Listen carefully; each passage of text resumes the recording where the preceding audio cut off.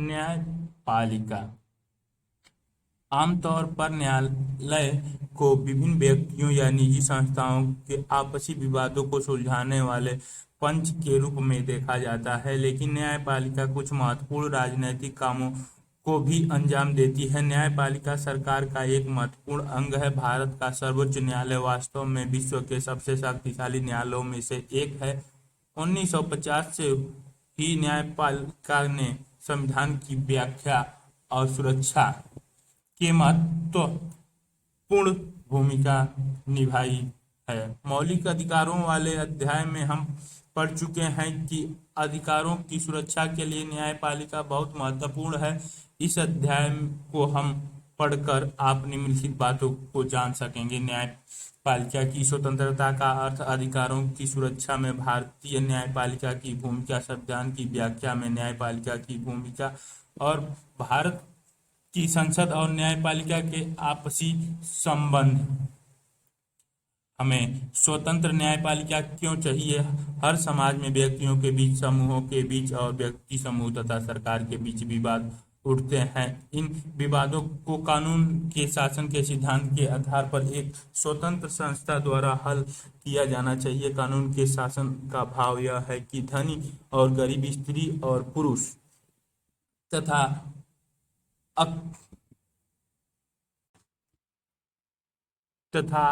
अगड़े और पिछड़े सभी लोगों पर एक समान कानून लागू हो। न्यायपालिका की प्रमुख भूमिका यह है कि वह कानून के शासन की रक्षा और कानून की सर्वोच्चता को सुनिश्चित करे।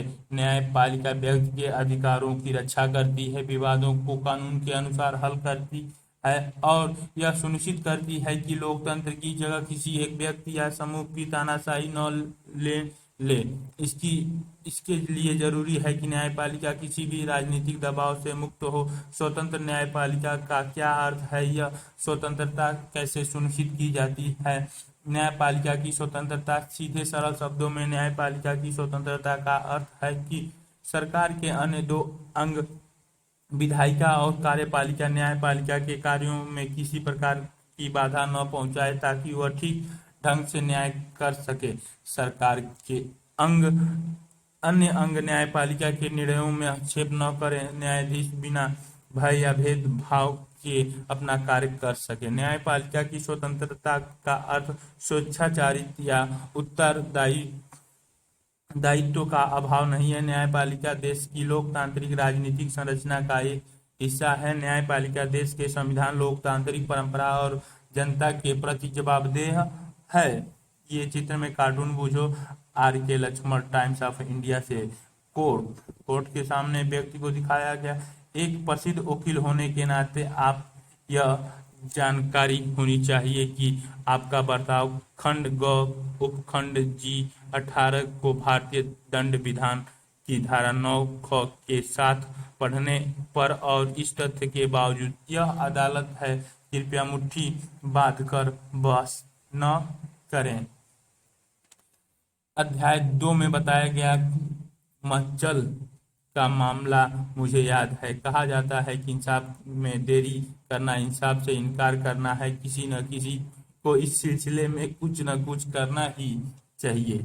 न्यायपालिका को स्वतंत्रता कैसे दी जा सकती है और उसे सुरक्षित कैसे बनाया जा सकता है? भारतीय संविधान ने अनेक उपायों के द्वारा न्यायपालिका की स्वतंत्रता सुनिश्चित की है। न्यायाधीशों की नियुक्तियों के मामलों में विधायिका को सम्मिलित नहीं किया गया है। इससे यह सुनिश्चित किया गया है कि इन नियुक्तियों में दलगत राजनीति का कोई भूमिका नहीं रहे। न्यायाधीश के रूप में नियुक्त होने के लिए किसी व्यक्ति को वकालत का अनुभव या कानून का विशेषज्ञ होना चाहिए। उस व्यक्ति के राजनीतिक विचार या निष्ठाएं उसकी नियुक्ति का आधार नहीं बननी चाहिए। न्यायाधीशों का कार्यकाल निश्चित होता है। वे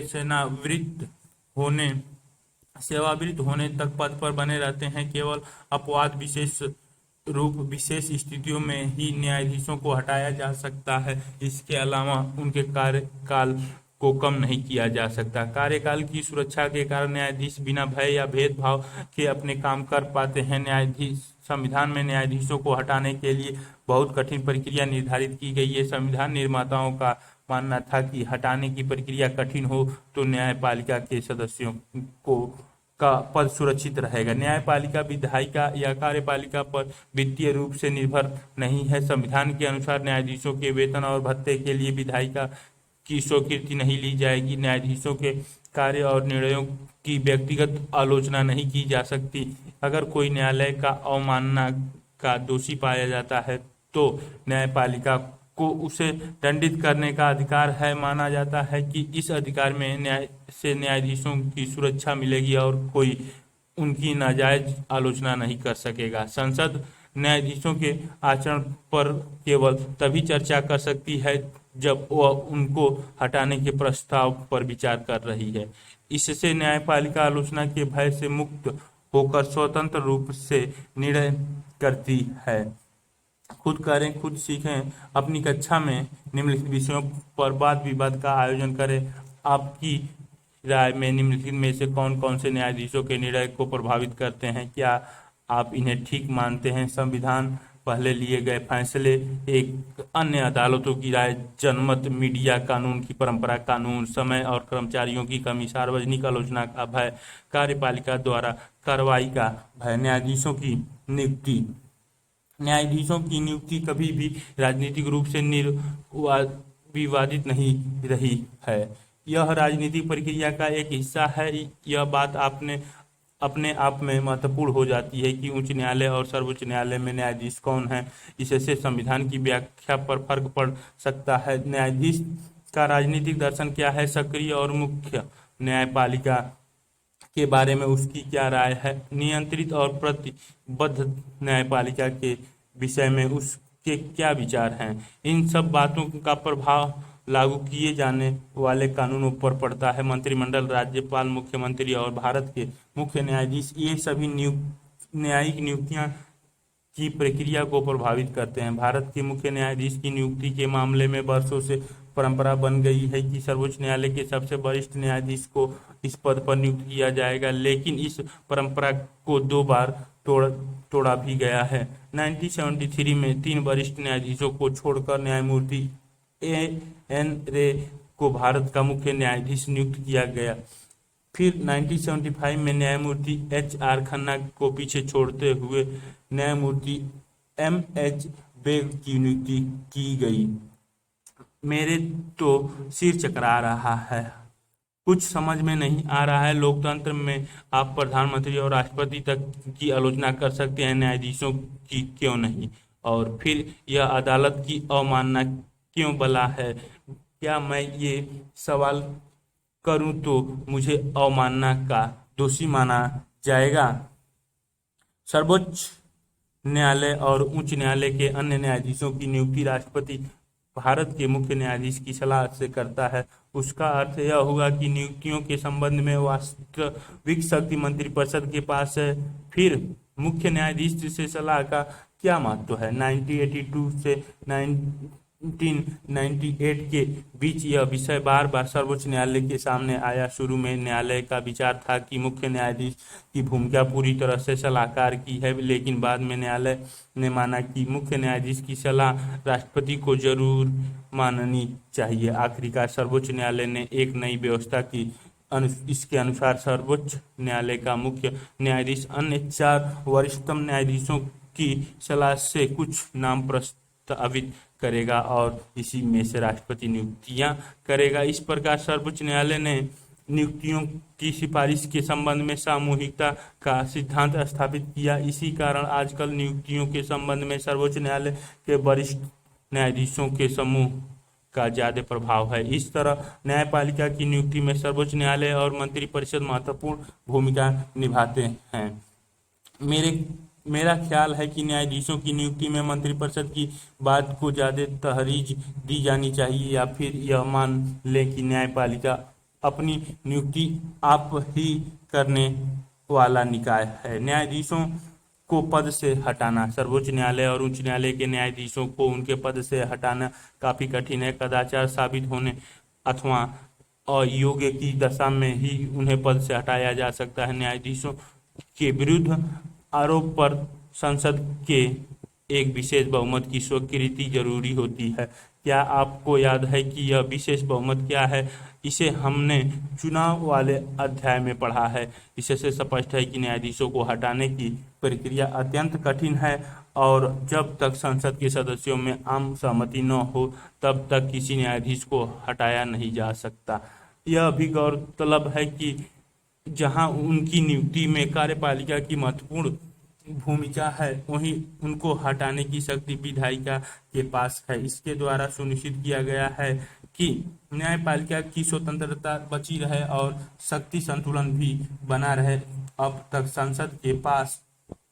संसद के पास किसी न्यायाधीश को हटाने का केवल एक प्रस्ताव विचार के लिए आया है। इस मामले में हालांकि 2/3 सदस्यों ने प्रस्ताव के पक्ष में मत दिया, लेकिन न्यायाधीश को हटाया नहीं जा सका क्योंकि प्रस्ताव पर सदन की कुल सदस्यों संख्या का बहुमत प्राप्त न हो सका। न्यायाधीश को हटाने का असफल प्रयास 1991 में पहली बार संसद के 108 सदस्यों ने सर्वोच्च न्यायालय के एक न्यायाधीश को हटाने के प्रस्ताव पर हस्ताक्षर किए। न्यायमूर्ति बी रामास्वामी पर आरोप था कि वह पंजाब और हरियाणा उच्च न्यायालय के मुख्य न्यायाधीश के रूप में उन्होंने वित्तीय अनियमितताओं की संसद ने उन्हें हटाने की प्रक्रिया शुरू की। इसके एक वर्ष बाद 1992 में सर्वोच्च न्यायालय के न्यायाधीशों की एक उच्च स्तरीय जांच समिति ने न्यायमूर्ति बी रामास्वामी को पंजाब और हरियाणा उच्च न्यायालय के मुख्य न्यायाधीश रहते सार्वजनिक धन का निजी उद्देश्य के लिए इस्तेमाल करने और संवैधानिक नियमों की धज्जी उड़ाने के कारण नैतिक पतन तथा पद पर जानबूझकर गंभीर दुरुपयोग करने का दोषी पाया। इतने कठोर आरोप के बाद भी रामास्वामी पर संसद में महाभियोग सिद्ध न हो सका। महाभियोग के प्रस्ताव के पक्ष में सदन में मौजूद और मतदान करने वाले सदस्यों के जरूरी 2/3 मत तो पड़े, लेकिन कांग्रेस पार्टी ने सदन में मतदान में भाग नहीं लिया। अतः प्रस्ताव को सदन की कुल सदस्य संख्या के आधे का समर्थन नहीं मिल पाया। कहाँ पहुंचे, क्या समझे? न्यायपालिका की स्वतंत्रता क्यों महत्वपूर्ण है? क्या आपकी राय में कार्यपालिका के पास न्यायाधीशों को नियुक्त करने की शक्ति होनी चाहिए? यदि आपसे न्यायाधीशों की नियुक्ति की प्रक्रिया में बदलाव करने का सुझाव देने को कहा जाए तो आप क्या सुझाव देंगे? न्यायपालिका की संरचना। भारतीय संविधान एकीकृत न्यायिक व्यवस्था की स्थापना करता है। इसका अर्थ यह है कि विश्व के अन्य संघीय देशों के विपरीत भारत में अलग से प्रांतीय स्तर के न्यायालय नहीं है। भारत में न्यायपालिका की संरचना पिरामिडी की तरह है, जिसमें सबसे ऊपर सर्वोच्च न्यायालय, फिर उच्च न्यायालय तथा सबसे नीचे जिला और अधीनस्थ न्यायालय है। नीचे चित्र में दिए देखें, नीचे के न्यायालय अपने ऊपर के न्यायालय को देखरेख के में काम करते हैं। भारत का सर्वोच्च न्यायालय, इसके फैसले सभी अदालतों को मान्य होते हैं। यह उच्च न्यायालय के न्यायाधीशों का तबादला कर सकता है। यह किसी अदालत का मुकदमा अपने पास मंगवा सकता है। यह किसी एक उच्च न्यायालय में चल रहे मुकदमे को दूसरे उच्च न्यायालय में भिजवा सकता है। उच्च न्यायालय निचली अदालतों के फैसले पर की गई अपीलों की सुनवाई कर सकता है। मौलिक अधिकारों को बहाल करने के लिए रिट जारी कर सकता है। राज्य के क्षेत्राधिकार में आने वाले मुकदमे का निपटारा कर सकता है। अपने अधीनस्थ अदालतों का पर्यवेक्षण और नियंत्रण करता है। जिला अदालत जिले में दायर मुकदमे की सुनवाई करती है। निचली अदालतों के फैसले पर की गई अपील की सुनवाई करती है। गंभीर किस्म के आपराधिक मामलों पर फैसले देती है। अधीनस्थ अदालत फौजदारी और दीवानी किस्म के मुकदमों पर विचार करती है। सर्वोच्च न्यायालय का क्षेत्राधिकार। भारत का सर्वोच्च न्यायालय विश्व के सर्वाधिक शक्तिशाली न्यायालयों में से एक है, लेकिन वह संविधान द्वारा तय की गई सीमा के अंदर ही काम करता है। सर्वोच्च न्यायालय के कार्य और उत्तरदायित्व तो संविधान में दर्ज है। सर्वोच्च न्यायालय को खास किस्म का क्षेत्राधिकार प्राप्त है। भारत का सर्वोच्च न्यायालय का क्षेत्राधिकार मौलिक, अपील और सलाहकारी और रिट। मौलिक में संघ और राज्यों के बीच के तथा विभिन्न राज्यों के आपसी विवादों का निपटारा करता है। अपील दीवानी, फौजदारी तथा संवैधानिक सवालों से जुड़ी अधीनस्थ न्यायालयों के मुकदमे की अपील पर सुनवाई करना। सलाहकारी, जनहित के मामलों तथा कानून के मसले पर राष्ट्रपति को सलाह देना। रीट व्यक्ति के मौलिक अधिकारों की रक्षा के लिए बंदी प्रत्यक्षीकरण, परामर्श, निषेध आदेश, उत्प्रेषण, लेख तथा अधिकार परीक्षा जारी करने का अधिकार। विशेषाधिकार भारतीय भूभाग की किसी अदालत द्वारा पारित मामले या दिए गए फैसले पर स्पेशल लेख पिटीशन के तहत की गई अपील पर सुनवाई करने की शक्ति। मौलिक क्षेत्राधिकार। मौलिक क्षेत्राधिकार का अर्थ है कि कुछ मुकदमों की सुनवाई सीधे सर्वोच्च न्यायालय कर सकता है। ऐसे मुकदमों में पहले निचली अदालतों में सुनवाई जरूरी नहीं। ऊपर के चित्र में आपने देखा कि संघीय संबंधों से जुड़े मुकदमों सीधे सर्वोच्च न्यायालय में जाते हैं। सर्वोच्च न्यायालय का मौलिक क्षेत्राधिकार उसे संघीय मामलों से संबंधित सभी विवादों में एक अंपायर या निर्णायक की भूमिका देता है। किसी भी संघीय व्यवस्था में केंद्र और राज्यों के बीच तथा विभिन्न राज्यों में पारस्परिक कानून विवादों का उठना स्वाभाविक है। इन विवादों को हल करने की जिम्मेदारी सर्वोच्च न्यायालय की है। इसे मौलिक क्षेत्राधिकार इसलिए कहते हैं क्योंकि इन मामलों को केवल सर्वोच्च न्यायालय ही हल कर सकता है। इनकी सुनवाई न तो उच्च न्यायालय और न ही अधीनस्थ न्यायालयों में से हो सकती है। अपने इस अधिकार का प्रयोग कर सर्वोच्च न्यायालय न केवल विवादों को सुलझाता है बल्कि संविधान में दी गई संघ और राज्य सरकारों की शक्तियों की व्याख्या भी करता है। रीट संबंधी क्षेत्राधिकार जैसे कि अपने मौलिक अधिकारों वाले अध्याय में पढ़ा कि मौलिक अधिकारों के उल्लंघन पर कोई भी व्यक्ति इंसाफ पाने के लिए सीधे सर्वोच्च न्यायालय जा सकता है। सर्वोच्च न्यायालय अपने विशेष आदेश रीट के रूप में दे सकता है। उच्च न्यायालय भी रीट जारी कर सकते हैं, लेकिन जिस व्यक्ति के मौलिक अधिकारों का उल्लंघन हुआ है उसके पास विकल्प है कि वह चाहे तो उच्च न्यायालय या सीधे सर्वोच्च न्यायालय जा सकता है। इन रीटों के माध्यम से न्यायालय कार्यपालिका को कुछ करने या कुछ न करने का आदेश दे सकता है। अपीली क्षेत्राधिकार। सर्वोच्च न्यायालय अपील का उच्चतम न्यायालय है। कोई भी व्यक्ति उच्च न्यायालय के निर्णय के विरुद्ध सर्वोच्च न्यायालय में अपील कर सकता है, लेकिन उच्च न्यायालय को यह प्रमाण पत्र देना पड़ता है कि वह मुकदमा सर्वोच्च न्यायालय में अपील करने लायक है, अर्थात उससे संविधान या कानून की व्याख्या करने जैसा कोई गंभीर मामला उलझा है।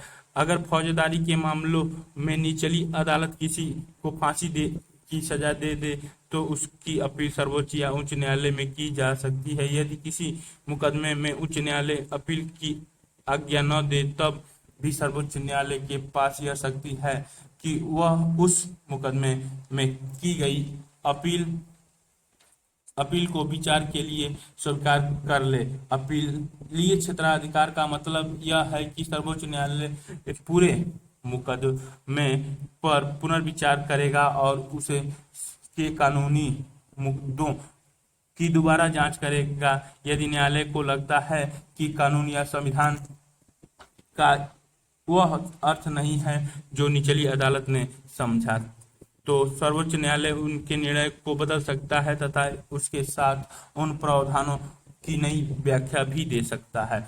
उच्च न्यायालयों को भी अपने नीचे की अदालतों के निर्णयों के विरुद्ध अपील क्षेत्राधिकार है। सलाह संबंधी क्षेत्राधिकार। मौलिक और अपीली क्षेत्राधिकार के अतिरिक्त सर्वोच्च न्यायालय का परामर्श संबंधी क्षेत्राधिकार भी है। इसके अनुसार भारत का राष्ट्रपति लोकहित या संविधान की व्याख्या से संबंधित किसी विषय को सर्वोच्च न्यायालय के पास परामर्श के लिए भेज सकता है, लेकिन न तो सर्वोच्च न्यायालय ऐसे किसी विषय पर सलाह देने के लिए बाध्य है और न ही राष्ट्रपति न्यायालय की सलाह मानने को। फिर सर्वोच्च न्यायालय के परामर्श देने की शक्ति की क्या उपयोगिता है? इसकी दो मुख्य उपयोगिताएं हैं। पहली, इससे सरकार को छूट मिल जाती है कि किसी महत्वपूर्ण मसले पर कार्रवाई करने से पहले वह अदालत की कानूनी राय जान ले। इसके बाद में कानूनी विवाद से बचा जा सकता है। दूसरी, सर्वोच्च न्यायालय की सलाह मानकर सरकार अपने प्रस्तावित निर्णय या विधेयक से में समुचित संशोधन कर सकती है। अनुच्छेद 137 उच्चतम न्यायालय को अपने द्वारा सुनाए गए निर्णय या दिए गए आदेश का पुनरावलोकन करने की शक्ति होगी। अनुच्छेद 144 भारत के राज्य क्षेत्र के सभी सिविल और न्यायिक प्राधिकारी उच्चतम न्यायालय की सहायता से कार्य करेगा। सर्वोच्च न्यायालय को अपने ही फैसले को बदलने की इजाजत क्यों दी गई है? क्या ऐसा यह मानकर किया गया है कि अदालत से भी चूक हो सकती है? क्या यह संभव है कि फैसले पर पुनर्विचार करने के लिए जो खंडपीठ बैठी है उसमें वह न्यायाधीश भी शामिल है जो फैसला सुनाने वाली खंडपीठ में था? पिछले पृष्ठ पर दिए गए अनुच्छेदों को पढ़ें। ये अनुच्छेद हमें भारत के न्यायपालिका की एकीकृत प्राकृतिक और सर्वोच्च न्यायालय की शक्तियों को समझने में मदद करते हैं। सर्वोच्च न्यायालय के फैसले भारतीय भूभाग के अन्य सभी न्यायालयों को बाध्यकारी है। इसके द्वारा दिए गए निर्णय संपूर्ण देश में लागू होते हैं। सर्वोच्च न्यायालय स्वयं अपने निर्णयों से बाध्य नहीं है और कभी भी उसकी समीक्षा कर सकता है। इसके अतिरिक्त सर्वोच्च न्यायालय की अवमानना के मामले भी वे स्वयं ही देखता है। कहाँ पहुंचे, क्या समझे? निम्नलिखित दो सूचियों को सुमेलित कीजिए। बिहार और भारत सरकार के मध्य विवाद की सुनवाई कौन करेगा? सर्वोच्च न्यायालय करेगा। यहाँ पे सर्वोच्च न्यायालय। हरियाणा के जिला न्यायालय के निर्णय के विरुद्ध अपील कहाँ की जाएगी? उच्च न्यायालय में की जाएगी। एकीकृत न्यायपालिका एकल संविधान। किसी कानून को असंवैधानिक घोषित करना। न्यायिक पुनरीक्षण। न्यायिक सक्रियता। क्या आपने न्यायिक सक्रियता अथवा जनहित याचिका के बारे में सुना है? आजकल न्यायपालिका पर चर्चा में इन दोनों शब्दों का अक्सर प्रयोग होता है। अनेक लोगों का मानना है कि इन दोनों ने न्यायपालिका के कार्यों में क्रांतिकारी परिवर्तन कर उन्हें पहले से अधिक जनोन्मुखी बना दिया है। भारत में न्यायिक प्रक्रिया का मुख्य साधन जनहित याचिका या सामाजिक व्यवहार याचिका, सोशल एक्शन लिस्टिगेशंस रही है। आखिरी कार्टून बुझले डाक हड़ताल कोर्ट ने हस्तक्षेप किया। ऑर्डर ऑर्डर ऑर्डर हड़ताल। इरफान, क्या आप जानते हैं कि हाल के दिनों में न्यायपालिका के बंद और हड़ताल को अपने फैसले में अवैध करार दिया है? जनहित याचिका है। क्या, कब और कैसे इसकी शुरुआत हुई? कानून की सामान्य प्रक्रिया में कोई व्यक्ति तभी अदालत जा सकता है जब उसका कोई व्यक्तिगत नुकसान हुआ हो। इसका मतलब यह है कि अपने अधिकार का उल्लंघन होने पर या किसी विवाद में फंसने पर कोई व्यक्ति इंसाफ पाने के लिए अदालत का दरवाजा खटखटा सकता है। 1979 में इस अवधारणा में बदलाव आया। 1979 में इस बदलाव की शुरुआत करते हुए न्यायालय ने एक ऐसे मुकदमे की सुनवाई करने का निर्णय लिया जिसे पीड़ित लोगों ने नहीं बल्कि उनकी ओर से दूसरे ने दाखिल किया था। चूंकि इस मामले में जनहित से संबंधित एक मुद्दे पर विचार हो रहा था, अतः इसे और ऐसे ही अन्य एक मुकदमों को जनहित याचिकाओं का नाम दिया गया। उसी समय सर्वोच्च न्यायालय ने कैदियों के अधिकार से संबंधित मुकदमों पर भी विचार किया। इससे ऐसे मुकदमों की बाढ़ सी आ गई जिसमें जन सेवा की भावना रखने वाले नागरिकों तथा स्वयंसेवी संगठनों ने अधिकारों की रक्षा, गरीबों के जीवन को बनाने और बेहतर बनाने, पर्यावरण की सुरक्षा और लोकहित से जुड़े अनेक मुद्दों पर न्यायपालिका से हस्तक्षेप की मांग की। जनहित याचिका न्यायिक सक्रियता का सबसे प्रभावी साधन हो गई है। किसी के द्वारा मुकदमा करने पर उसे मुद्दे पर विचार करने के बजाय न्यायपालिका ने अखबारों में छपी खबरों और डाक से प्राप्त शिकायतों को आधार बनाकर उन पर विचार करना शुरू कर दिया। इस तरह न्यायपालिका की यह नई भूमिका न्यायिक सक्रियता के रूप में लोकप्रिय हुई। मैंने कुछ लोगों को कहते सुना है कि जनहित याचिका का असली मतलब होता है निजी हित की याचिका। ऐसा क्यों भला? कुछ प्रारंभिक जनहित याचिकाएं 1979 में समाचार पत्रों में विचाराधीन कैदियों के बारे में कुछ खबरें छपी। बिहार की जेलों में कैदियों को काफी लंबी अवधि से बंदी बनाकर रखा जा रहा था। जिन अपराधों के लिए उन्हें गिरफ्तार किया गया था, यदि उसमें उन्हें सजा हो जाती तो भी वे उतनी लंबी अवधि के लिए कैद नहीं किए जा सकते। इस अखबार को आधार बनाकर एक वकील ने एक याचिका दायर की। सर्वोच्च न्यायालय में यह मुकदमा चला। यह पहली जनहित याचिका के रूप में प्रसिद्ध हुआ। इस मुकदमे को हुस्नरा खातून बनाम बिहार सरकार के नाम से जाना जाता है। 1918 में तिहाड़ जेल के एक बंदी ने सर्वोच्च न्यायालय के न्यायाधीश कृष्णा अय्यर को एक पत्र भेजा। इसमें बंदियों को दी जाने वाली शारीरिक यातनाओं का वर्णन किया गया था। न्यायाधीश ने उसे ही एक याचिका मान लिया। यद्यपि बाद में न्यायालय ने पत्रों को याचिका के रूप में स्वीकार करने की प्रथा समाप्त कर दी, लेकिन यह मुकदमा सुनील बत्रा बनाम दिल्ली प्रशासन 1980 के नाम से शुरुआती जनहित याचिका के रूप में प्रसिद्ध हुई। जनहित याचिकाओं के माध्यम से न्यायालय ने अधिकारों का दायरा बढ़ा दिया। शुद्ध हवा, पानी और अच्छा जीवन पाना पूरे समाज का अधिकार है। न्यायालय का मानना था कि समाज के सदस्य के रूप में अधिकारों के उल्लंघन पर व्यक्तियों को इंसाफ की गुहार लगाने का अधिकार है। इसके अतिरिक्त 1980 के बाद जनहित याचिकाओं और न्यायिक सक्रियता के द्वारा न्यायपालिका ने उन मामलों में भी रुचि दिखाई जहां समाज के कुछ वर्गों के लोग आसानी से अदालत की शरण नहीं ले सकते। इस उद्देश्य की पूर्ति के लिए न्यायालय ने जनसेवा की भावना से भरे नागरिक, सामाजिक संगठन और वकीलों को समाज के जरूरतमंदों और गरीब लोगों की ओर से याचिकाएं दायर करने की इजाजत दी। यह बात जरूर याद रहे कि गरीबों की समस्याएं ऐसे लोगों की समस्याओं से गुणात्मक रूप से अलग हैं जिन पर अब तक अदालत का ध्यान रहा है। गरीबों के प्रति इंसाफ का अलग नजरिया अपनाने की जरूरत है। यदि हम गरीबों के मामलों में आंख मूंदकर इंसाफ की कोई प्रतिकूल प्रक्रिया अपनाते हैं तो वे कभी भी अपने मौलिक अधिकारों का इस्तेमाल नहीं कर सकेंगे। न्यायमूर्ति भगवती बंधु मुक्ति मोर्चा बनाम भारत सरकार 1984। कुछ करें कुछ सीखें जनहित याचिका के माध्यम से दायरा कम से कम एक मुकदमे का ब्यौरा जुटाएं और पता करें कि किस प्रकार उस मामले से जनता के हितों की रक्षा हुई। न्यायिक सक्रियता की का हमारी राजनीतिक व्यवस्था पर बहुत प्रभाव पड़ा। इससे न केवल व्यक्तियों बल्कि विभिन्न समूहों को भी अदालत जाने का अवसर मिला। इसने न्याय व्यवस्था को लोकतांत्रिक बनाया और कार्यपालिका उत्तरदायी बनने पर बाध्य हुए।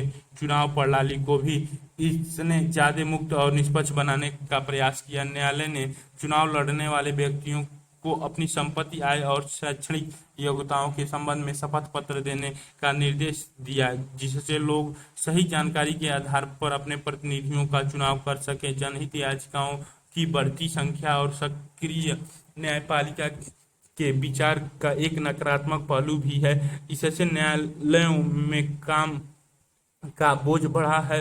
दूसरे न्यायिक सक्रियता से विधायिका, कार्यपालिका और न्यायपालिका के कार्यों के बीच का अंतर धुंधला हो गया है। न्यायालय उन समस्याओं में उलझ गया है जिसे कार्यपालिका को हल करना चाहिए। मेरा ख्याल है कि न्यायिक सक्रियता का रिश्ता कार्यपालिका और विधायिका को यह बताने से है कि उन्हें क्या करना चाहिए। यदि विधायिका और कार्यपालिका ने भी फैसला सुनाना शुरू कर दिया तो फिर क्या होगा? उदाहरण के लिए वायु तथा और ध्वनि प्रदूषण दूर करना, भ्रष्टाचार के मामलों की जांच करना या चुनाव सुधार करना अथवा वास्तव में न्यायपालिका के काम नहीं है। ये सभी कार्य विधायिका की देखरेख में प्रशासन को करना चाहिए। इसीलिए कुछ लोगों का मानना है कि न्यायिक सक्रियता से सरकार के तीनों अंगों के बीच पारस्परिक संतुलन रखना बहुत मुश्किल हो गया है। लोकतांत्रिक शासन का आधार यह है कि सरकार का हर अंग एक दूसरे की शक्तियों और क्षेत्राधिकार का सम्मान करे। न्यायिक सक्रियता से इस लोकतांत्रिक सिद्धांत को आघात पहुंच सकता है। आप एक न्यायाधीश हैं, नागरिकों का एक समूह जनहित याचिका के माध्यम से न्यायालय जाकर प्रार्थना करता है कि वह शहर की नगर पालिका के अधिकारियों को झुग्गी झोपड़ियों हटाने और शहर को सुंदर बनाने के काम करने के आदेश दें, ताकि शहर में पूंजी निवेश करने वाले की आकर्षित किया जा सके। उनका तर्क है कि ऐसा करना जनहित में है। झुग्गी झोपड़ी में रहने वालों का पक्ष है कि ऐसा करने पर उनके जीवन के अधिकार का हनन होगा। उनका तर्क है कि जनहित के लिए साफ सुथरा शहर के अधिकार से ज्यादा जीवन का अधिकार महत्वपूर्ण है। कल्पना करें कि आप एक न्यायाधीश हैं, आप एक निर्णय लिखें और तय करें कि इस जनहित याचिका में जनहित का मुद्दा है या नहीं। न्यायपालिका और अधिकार, हम पहले ही देख चुके हैं कि न्यायपालिका को व्यक्ति के अधिकारों की रक्षा करने का दायित्व सौंपा गया है। संविधान ऐसी दो विधियों का वर्णन करता है जिससे सर्वोच्च न्यायालय अधिकारों की रक्षा कर सके। पहला, यह अनेक रिट जैसे बंदी प्रत्यक्षीकरण, परामर्श आदि जारी करके मौलिक अधिकारों को फिर से स्थापित कर सकता है। अनुच्छेद 32, उच्च न्यायालयों को भी ऐसी रीट जारी करने की शक्ति है। अनुच्छेद 226, दूसरे सर्वोच्च न्यायालय किसी कानून को गैर संवैधानिक घोषित कर उसे लागू होने से रोक सकता है। अनुच्छेद 13, ये दोनों प्रावधान एक और सर्वोच्च न्यायालय को नागरिकों के मौलिक अधिकार के संरक्षक तथा दूसरी ओर संविधान के व्याख्याकारक के रूप में स्थापित करते हैं। उपर्युक्त प्रावधानों में दूसरा प्रावधान न्यायिक पुनरावलोकन की व्यवस्था करता है। सर्वोच्च न्यायालय की सबसे महत्वपूर्ण शक्ति संभवतः न्यायिक पुनरावलोकन की शक्ति है। न्यायिक पुनरावलोकन का अर्थ है कि सर्वोच्च न्यायालय किसी भी कानून की संवैधानिकता जांच सकता है और यदि वह संविधान के प्रावधानों के विपरीत हो तो न्यायालय उसे गैर संवैधानिक घोषित कर सकता है। संविधान में कहीं भी न्यायिक पुनरावलोकन शब्द का प्रयोग नहीं किया गया है, लेकिन भारत में संविधान लिखित है और इसमें दर्ज है कि मूल अधिकारों के विपरीत होने पर सर्वोच्च न्यायालय किसी भी कानून को निरस्त कर सकता है। इन तथ्यों के कारण भारत के संविधान में न्यायिक पुनरावलोकन शब्द का प्रयोग न होने पर यह शक्ति सर्वोच्च न्यायालय को प्राप्त है। इसके अलावा हमने सर्वोच्च न्यायालय के क्षेत्र अधिकार का अध्ययन करते समय देखा कि संघीय संबंधों के मामले में भी सर्वोच्च न्यायालय अपनी न्यायिक पुनरावलोकन की शक्ति का प्रयोग कर सकता है। ऐसा करके वह किसी भी कानून को संविधान में निहित शक्ति के बंटवारे की योजना के विरुद्ध होने से रोकता है। मान लीजिए कि केंद्र सरकार कोई कानून बनाने और कुछ राज्यों को ऐसा लगे कि इस कानून का विषय तो राज्य सूची में है, तब वे सर्वोच्च न्यायालय जा सकते हैं और यदि न्यायालय उनसे सहमत हो तो वह उस कानून को असंवैधानिक घोषित कर सकता है। इस प्रकार सर्वोच्च न्यायालय न्यायिक पुनरावलोकन की शक्ति के द्वारा ऐसे किसी भी कानून का परीक्षण कर सकता है जो मौलिक अधिकारों का उल्लंघन करता हो या संविधान में शक्ति विभाजन योजना के प्रतिकूल हो। न्यायिक पुनरावलोकन की शक्ति राज्य की विधायिका द्वारा बनाए कानूनों पर भी लागू होती है। रीट जारी करने और न्यायिक पुनरावलोकन की शक्तियां सर्वोच्च न्यायालय को अत्यंत शक्तिशाली बना देती है। न्यायिक पुनरावलोकन की शक्ति का मतलब यह हुआ कि न्यायपालिका विधायिका द्वारा पारित कानूनों की और संविधान की व्याख्या कर सकती है। अनेक लोगों का मानना है कि इसके द्वारा न्यायपालिका प्रभावी ढंग से संविधान की रक्षा करती है और नागरिकों के अधिकारों की भी रक्षा करती है। जनहित याचिकाओं ने नागरिकों के अधिकारों की रक्षा करने की न्यायपालिका की शक्ति में बढ़ोतरी की है। मेरा ख्याल है कि मैं न्यायाधीश ही बनूं तो अच्छा है, फिर मुझे चुनाव और जन समर्थन की चिंता नहीं करनी पड़ेगी और तब भी मेरे पास बहुत सी शक्तियां होंगी। क्या आप जानते हैं कि और भी अनेक देशों में जनहित याचिकाएं धीरे धीरे लोकप्रिय हो रही हैं। विश्व के अनेक न्यायालयों, खासतौर से दक्षिण एशिया और अफ्रीका में भारत की ही भांति न्यायिक सक्रियता का प्रयोग किया जा रहा है, लेकिन दक्षिण अफ्रीका के संविधान में जनहित याचिका को मौलिक अधिकारों की सूची में सम्मिलित किया गया है। इस प्रकार दक्षिण अफ्रीका में अब नागरिकों का मौलिक अधिकार है कि वह संवैधानिक न्यायालय के सामने व्यक्तियों के अधिकारों के उल्लंघनों का मामला उठा सकें। क्या आपको याद है कि अधिकार से संबंधित अध्याय में हमने शोषण के विरुद्ध अधिकारों का उल्लेख किया था? यह अधिकार बंधुआ मजदूरी, लोगों की खरीद फरोख्त और खतरनाक कामों में बाल श्रम पर प्रतिबंध लगाता है। लेकिन प्रश्न यह है कि जिन लोगों के अधिकारों का उल्लंघन होता है वे अदालत की दरवाजा कैसे खटखटाएं? जनहित याचिकाओं और न्यायिक सक्रियता से न्यायालय के लिए यह संभव हो पाया है कि ऐसे उल्लंघनों के मामले पर विचार कर सके। इससे न्यायालय ने अनेक मुद्दों पर विचार किया, जैसे जेल के अंदर पुलिस द्वारा कैदियों की आंख फोड़ना, पत्थर की खदानों में काम करने की अमानवीय दशा, बच्चों का यौन शोषण आदि। इस प्रवृत्ति ने गरीब व पिछड़े वर्ग के लोगों के अधिकारों को अर्थपूर्ण बना दिया है। कहाँ पहुंचे क्या समझे? न्यायालय न्यायिक पुनरावलोकन की शक्ति का प्रयोग कब करता है? न्यायिक पुनरावलोकन और रिट में क्या फर्क है? न्यायपालिका और संसद। न्यायपालिका ने अधिकारों के मुद्दे पर तो सक्रियता दिखाई ही है, राजनीतिक व्यवहार बर्ताव से संविधान को ठेंगा दिखाने की प्रवृत्ति पर भी अंकुश लगाया है। इसी कारण जो विषय पहले न्यायिक पुनरावलोकन के दायरे में नहीं थे उन्हें भी अब इस दायरे में ले लिया गया है, जैसे राष्ट्रपति और राज्यपाल की शक्तियां। ऐसे और भी अनेक उदाहरण हैं जिसमें सर्वोच्च न्यायालय ने न्याय की स्थापना के लिए कार्यपालिका की संस्थाओं को निर्देश दिए, जैसे उसने हवाला मामले, नरसिंह राव मामले और पेट्रोल पंप के अवैध आवंटन जैसे अनेक मामलों में सीबीआई केंद्रीय जांच ब्यूरो को निर्देश दिया कि वह भ्रष्ट राजनेताओं और नौकरशाहों के विरुद्ध जांच करे। अपने इनमें से कुछ के बारे में सुना होगा। इनमें से कई उदाहरण न्यायिक सक्रियता के परिणाम हैं। भारतीय संविधान शक्ति के सीमित बंटवारे, अवरोध तथा संतुलन के एक सुंदर सिद्धांत पर आधारित है। इसका मतलब यह है कि सरकार के प्रत्येक अंग का एक स्पष्ट कार्य क्षेत्र है। संसद कानून बनाने और संविधान का संशोधन करने में सर्वोच्च है, कार्यपालिका उन्हें लागू करने तथा न्यायपालिका विवादों को सुलझाने और यह सुनिश्चित करने में सर्वोच्च है कि क्या बनाए गए कानून संविधान के अनुकूल हैं। इस स्पष्ट कार्य विभाजन के बावजूद संसद और न्यायपालिका तथा कार्यपालिका और न्यायपालिका के बीच टकराव भारतीय राजनीति की विशेषता रही है। हमने संपत्ति के अधिकार और संसद की संविधान को संशोधित करने की शक्ति के संबंध में संसद और न्यायपालिका के बीच हुए टकराव का पीछे उल्लेख किया है। आइए इसे एक बार फिर दोहरा ले।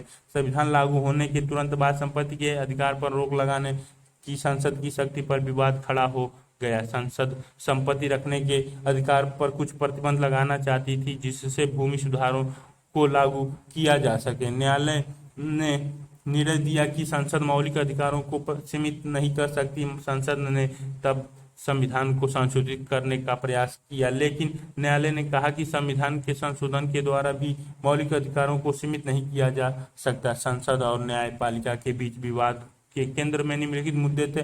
निजी संपत्ति के अधिकार का दायरा क्या है?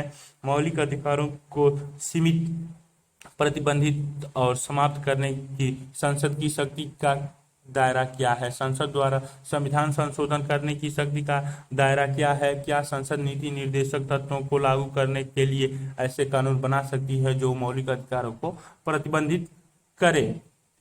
जहां न्यायिक स्वतंत्रता को बनाए रखने की जरूरत पर कोई दो राय नहीं हो सकती, वहीं हमारे लिए एक महत्वपूर्ण सिद्धांत को भी याद रखना चाहिए कि स्वतंत्रता के सिद्धांत को उस स्तर तक नहीं ले जाया जाना चाहिए जहां वह आस्था के स्थान ले ले, अन्यथा न्यायपालिका, विधायिका और कार्यपालिका के काम भी अपने हाथों में ले लेने वाली एक अतिवादी संस्था की तरह काम करने लगेगी। न्यायपालिका का काम संविधान की व्याख्या करना या अधिकारों के बारे में चल रहे विवादों को हल करना है। आलादी कृष्ण स्वामी अय्यर, संविधान सभा के वाद विवाद खंड 11, पृष्ठ संख्या 837, 23 नवंबर 1949।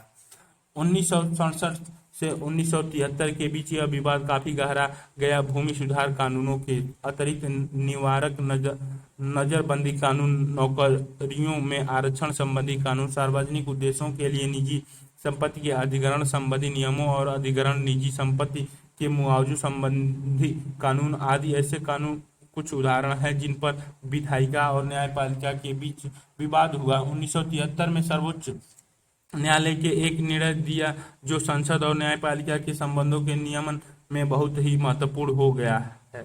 यह केशवानंद भारती मुकदमे के रूप में प्रसिद्ध है। इस मुकदमे में न्यायालय ने निर्णय दिया कि संविधान का एक मूल ढांचा है और संसद सहित कोई भी उस मूल ढांचे से छेड़छाड़ नहीं कर सकता। संविधान संशोधन द्वारा भी इस मूल ढांचे को नहीं बदला जा सकता। न्यायालय ने दो और काम किए। संपत्ति के अधिकार के विवादास्पद मुद्दे के बारे में न्यायालय ने कहा कि यह मूल ढांचे का हिस्सा नहीं है और इसीलिए उस पर समुचित प्रतिबंध लगाया जा सकता है। दूसरा, न्यायालय ने यह निर्णय करने का अधिकार अपने पास रखा कि कोई मुद्दा मूल ढांचे का हिस्सा है या नहीं। यह निर्णय न्यायपालिका द्वारा संविधान की व्याख्या करने की शक्ति का सर्वोच्चतम उदाहरण है।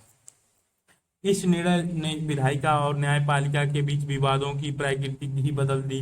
जैसे कि हम पहले पढ़ चुके हैं कि संपत्ति के अधिकार को मौलिक अधिकारों की सूची से 1979 में हटा दिया गया और इसे शासन के इन दो अंगों के बीच संबंधों की प्रकृति बदल गई। फिर भी इन दोनों के बीच विवाद के कुछ बिंदु बचे हैं, जैसे क्या न्यायपालिका विधायिका की कार्यवाही का नियमन और उसमें हस्तक्षेप कर उसे नियंत्रित कर सकती है। संसदीय व्यवस्था में संसद को अपना संचालन खुद करने तथा अपने सदस्यों का व्यवहार नियंत्रित करने की शक्ति है। संसदीय व्यवस्था में विधायिका को विशेषाधिकार के हनन का दोषी पाए जाने पर अपने सदस्यों को दंडित करने का अधिकार है। जो व्यक्ति विधायिका के विशेषाधिकार हनन का दोषी हो, क्या वह न्यायालय की शरण ले सकता है? सदन के किसी सदस्य के विरुद्ध स्वयं सदन द्वारा यदि कोई अनुशासनात्मक कार्रवाई की जाती है तो क्या वह सदस्य न्यायालय से सुरक्षा प्राप्त कर सकता है? ये मुद्दे अभी भी सुलझ नहीं पाए हैं और दोनों के बीच विवाद का विषय बने रहते हैं। इसी प्रकार संविधान यह व्यवस्था करता है कि न्यायाधीशों के आचरण पर संसद में चर्चा नहीं हो सकती, लेकिन अनेक अवसरों पर संसद और राज्यों की विधानसभाओं में न्यायपालिका के आचरण पर उंगली उठाई गई। इसी प्रकार न्यायपालिका ने भी अनेक अवसरों पर विधायिका की आलोचना की और उन्हें उनके विधायी कार्यों के संबंध में निर्देश दिए हैं। विधायिका इसे संसदीय संप्रभुता के सिद्धांत के उल्लेख के रूप में देखती है। इन मुद्दों से यह स्पष्ट होता है कि सरकार के किन्हीं दो अंगों के बीच संतुलन कितना संवेदनशील है और लोकतंत्र में सरकार के एक अंग का दूसरे अंग की सत्ता के प्रति सम्मान बरतना कितना जरूरी है। अदालतें हमें एक बार साफ साफ क्यों नहीं बता देती कि आखिरी संविधान के ये पहलू क्या हैं जिन्हें मूल ढांचा कहा जाता है, कहाँ पहुंचे और क्या समझे। न्यायपालिका और संसद के बीच टकराव के मुद्दे रहे। न्यायाधीशों की नियुक्ति, न्यायाधीशों के वेतन और भत्ते, संसद के द्वारा संविधान संशोधन का दायरा, संसद द्वारा न्यायपालिका के कार्यों में हस्तक्षेप। निष्कर्ष कार्टून बूझ लेते हैं। R K. Laxman, Times of India द्वारा ये कार्टून आखिरकार मैं बाइज्जत बरी हो गया। डरावने सपने जैसा था यह सब कुछ। अब मैं कभी भी भ्रष्टाचार में शामिल नहीं होऊंगा, कसम से। सार्वजनिक जीवन में भ्रष्टाचार को नियंत्रित करने में न्यायपालिका किस तरह सक्रिय रहती है।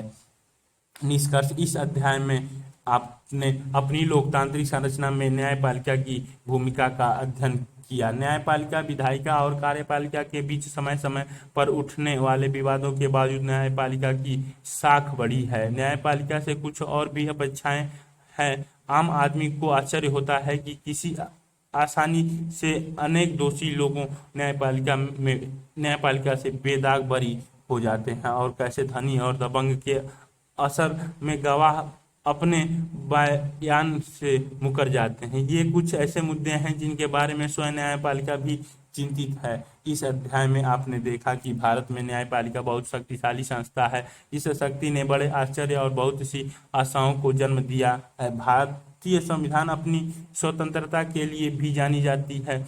अनेक निर्णयों के माध्यम से न्यायपालिका ने संविधान की नई व्याख्याएं दी और नागरिकों को अधिकारों की रक्षा की। जैसे कि हमने इस अध्याय में देखा कि लोकतंत्र वास्तव में विधायिका और न्यायपालिका के बीच एक अत्यंत संवेदनशील संतुलन पर आधारित है और दोनों को संविधान की सीमाओं के अंदर ही रहकर कार्य करना पड़ता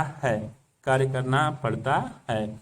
ये चित्र दे रखा है विधिक सेवा दिवस 2018 9/11/2018 को। विधायिक सेवा प्राधिकरण उद्देश्य निःशुल्क कानूनी सहायता प्रदान करना, कानूनी साक्षरता फैलाना, लोक अदालतों का आयोजन करना, विवाद निपटारे के लिए वैकल्पिक समाधान को प्रोत्साहित देना, अपराध पीड़ित व्यक्तियों को मुआवजे देना। निःशुल्क कानूनी सेवाएं प्राप्त करने के लिए निम्न व्यक्तियों के पात्र: महिलाओं और बच्चे, अनुसूचित जाति जनजाति के सदस्य, औद्योगिक कामगार, बड़े पैमाने पर प्राकृतिक औद्योगिक आपदा, जातीय हिंसा, बाढ़, सूखा, भूकंप से पीड़ित, विकलांग व्यक्ति, हिरासत में व्यक्ति, वे व्यक्ति जिनकी वार्षिक आय 1 लाख रुपए से कम है या जो आय सीमा के केंद्र या राज्य सरकार अधिसूचित करती है, मानव तस्करी या बेगार पीड़िता। विधिक सेवा प्राधिकरण आपके कानून अधिकारों के संरक्षण के लिए सदैव प्रतिबद्ध है। निःशुल्क कानूनी सेवा सभी दीवानी, फौजदारी, राजस्व व प्रशासनिक मुकदमे के लिए दी जाती है। निःशुल्क कानूनी सेवाएं प्रदान करने के लिए निम्नलिखित विधिक सेवाएं संस्थाएं हैं: राष्ट्रीय स्तर पर राष्ट्रीय विधिक सेवा प्राधिकरण, राज्य स्तर पर राज्य विधिक सेवा प्राधिकरण, जिला स्तर पर जिला विधिक सेवा प्राधिकरण, उपमंडल या तालुका स्तर पर उपमंडल या तालुका विधिक सेवा समिति, उच्च न्यायालय स्तर पर उच्च न्यायालय विधिक सेवा समिति, उच्चतम न्यायालय स्तर पर सर्वोच्च न्यायालय विधिक सेवा समिति होता है। निःशुल्क कानूनी सेवाएं प्राप्त करने के लिए आप अपनी निकटतम विधिक सेवा संस्थान, फ्रंट ऑफिस, जिला न्यायालय परिसर, वैकल्पिक विवाद समाधान केंद्र में, लीगल सर्विस क्लिनिक अथवा side नेल्सा online portal http://www.nelsa.gov.in Psalms या टोल फ्री नंबर 1500 पर संपर्क कर सकते हैं। ये राष्ट्रीय विधिक सेवा प्राधिकरण नलसा, जामनगर हाउस, शाहजहां रोड, नई दिल्ली। वेबसाइट www.nalsa.gov.in पर जा सकते हैं। सर्वोच्च न्यायालय ने रिलायंस में दहानू के किसानों को 300 करोड़ रुपए देने को कहा। निजी कॉर्पोरेटर ब्यूरो 24 मार्च 2005 को मुंबई सर्वोच्च न्यायालय ने रिलायंस एनर्जी से मुंबई के बाहरी इलाकों के दहानू में चीकू फल उगाने वाले किसानों को 300 करोड़ रुपए देने के लिए कहा। चीकू उत्पादन किसानों ने अदालत में रिलायंस के ताप ऊर्जा संयंत्र से होने वाले प्रदूषण के विरुद्ध अर्जी दी थी। अदालत ने इस मामले में अपनी फैसला सुनाया। दहानू मुंबई से 150 किमी दूर है। यह दशक पहले तक इस इलाके की अर्थव्यवस्था खेती और बागवानी के बूते आत्मनिर्भर थी और दहानू की प्रसिद्धियां यहाँ की मछली पालन और जंगलों के कारण थी। सन 1989 में इस इलाके में ताप ऊर्जा संयंत्र चालू हुआ और इसी के साथ शुरू हुई इस इलाके की बर्बादी। अगले साल इस उपजाऊ क्षेत्र की फसल पहली दफा मरी गई। कभी महाराष्ट्र के लिए फसलों का टोकरा रहे दहानू की अब 70% फसल समाप्त हो चुकी है। मछली पालन बंद हो गया और जंगल विरल होने लगे। किसानों और पर्यावरणविद का कहना है कि ऊर्जा संयंत्र से निकलने वाली राख भूगर्भ जल में प्रवेश कर जाती है और पूरा पारिस्थितिकी तंत्र प्रदूषित हो जाता है। दोहानू तालुक पर्यावरण सुरक्षा प्राधिकरण ने ताप ऊर्जा संयंत्र को प्रदूषण नियंत्रण की इकाई स्थापित करने का आदेश दिया था ताकि सल्फर का उत्सर्जन कम हो सके। सर्वोच्च न्यायालय ने भी प्राधिकरण के आदेश के पक्ष में अपना फैसला सुनाया था। इसके बावजूद सन 2002 में तक प्रदूषण नियंत्रण का संयंत्र स्थापित नहीं हुआ। सन 2003 में रिलायंस ने ताप ऊर्जा संयंत्र को हासिल किया और सन 2004 में उसे प्रदूषण नियंत्रण संयंत्र लगाने की योजना के बारे में एक खाका प्रस्तुत किया। प्रदूषण नियंत्रण संयंत्र चूंकि अब भी स्थापित नहीं हुआ था, इसीलिए दहानू तालुक पर्यावरण सुरक्षा प्राधिकरण ने रिलायंस से 300 करोड़ रुपए की बैंक गारंटी देने को कहा। सीएनजी मुद्दे पर केंद्र और दिल्ली सरकार एक साथ। स्टाफ रिपोर्ट द हिंदू सितंबर 23, 2001। राजधानी के सभी गैर सीएनजी व्यावसायिक वाहनों को यातायात से बाहर करने के लिए केंद्र और दिल्ली सरकार संयुक्त रूप से सर्वोच्च न्यायालय का सहारा लेंगे। दोनों सरकारों में इस बात की सहमति हुई है। दिल्ली और केंद्र सरकार ने पूरी परिवहन व्यवस्था को केवल एकल ईंधन प्रणाली से चलाने के बजाय दोहरे ईंधन प्रणाली से चलाने के बारे में नीति बनाने का फैसला किया है, क्योंकि एकल ईंधन प्रणाली खतरे से भरी है और इसके परिणाम स्वरूप विनाश हो सकता है। राजधानी के निजी वाहन धारकों ने सीएनजी के इस्तेमाल को हतोत्साहित करने का भी फैसला किया गया है। दोनों सरकार राजधानी में 0.05% निम्न सल्फर डीजल से बसें को चलाने की अनुमति देने के बारे में दबाव डालेगी। इसके अतिरिक्त अदालत से कहा जाएगा कि जो व्यावसायिक वाहन यूरो 2 मानक को पूरा करते हैं उन्हें महानगर में चलने की अनुमति दी जाएगी। हालांकि केंद्र और दिल्ली सरकार अलग अलग हल्फनामा दायर करेगी, लेकिन इनमें समान बिंदुओं पर उठाया जाएगा। केंद्र सरकार सीएनजी के मसले पर दिल्ली सरकार के पक्ष को अपना समर्थन देगी। दिल्ली की मुख्यमंत्री शीला दीक्षित और केंद्रीय पेट्रोलियम तथा प्राकृतिक गैस मंत्री श्रीराम नाईक के बीच कुछ हुई बैठक में ये फैसले लिए गए हैं। श्रीमती शीला दीक्षित ने कहा कि केंद्र सरकार अदालत से विनती करेगी कि डॉक्टर R.A. मसेलकर की अगुवाई में गठित उच्च स्तरीय समिति को ध्यान में रखते हुए अदालत बसों को सीएनजी में बदलने के आखिरकार तारीख आगे बढ़ा दे, क्योंकि 10,000 बसों को निर्धारित समय में सीएनजी में बदलना पाना असंभव है। डॉक्टर मसेलकर की अध्यक्षता में गठित समिति पूरे देश को ऑटो ईंधन नीति का सुझाव देगी। उम्मीद है कि यह समिति 6 माह में अपनी रिपोर्ट पेश करेगी। मुख्यमंत्री ने कहा कि अदालत के निर्देशों पर अमल करने के लिए समय की जरूरत है। इस मसले पर समग्र दृष्टि अपनाने की बात कहते हुए श्रीमती दीक्षित ने बताया कि सीएनजी से चलने वाले वाहनों की संख्या सीएनजी की आपूर्ति करने वाले स्टेशनों पर लगी लंबी कतार को समाप्ति, दिल्ली के लिए पर्याप्त मात्रा में सीएनजी ईंधन जुटाने तथा अदालत के निर्देशों को अमल में लाने के तरीके और साधनों पर एक साथ ध्यान दिया जाएगा। सर्वोच्च न्यायालय ने सीएनजी के अतिरिक्त किसी अन्य ईंधनों से महानगर में बसें चलाने की अपनी मनाही में छूट देने से इनकार कर दिया था, लेकिन अदालत का कहना था कि टैक्सी और ऑटो रिक्शा के लिए भी सिर्फ सीएनजी इस्तेमाल किया जाए। इस बात पर उसने कभी जोर नहीं डाला। सिर्फ राम नाईक का कहना था कि केंद्र सरकार सल्फर की कम मात्रा वाली डीजल से बसें को चलाने की अनुमति देने के बारे में अदालत से कहेगी, क्योंकि पूरी यातायात व्यवस्था को सीएनजी पर निर्भर करना खतरनाक हो सकता है। राजधानी सीएनजी की आपूर्ति पाइपलाइन के जरिए होती है और इससे किसी किस्म की बाधाओं आने पर सार्वजनिक यातायात प्रणाली व्यस्त अस्त हो जाएगी।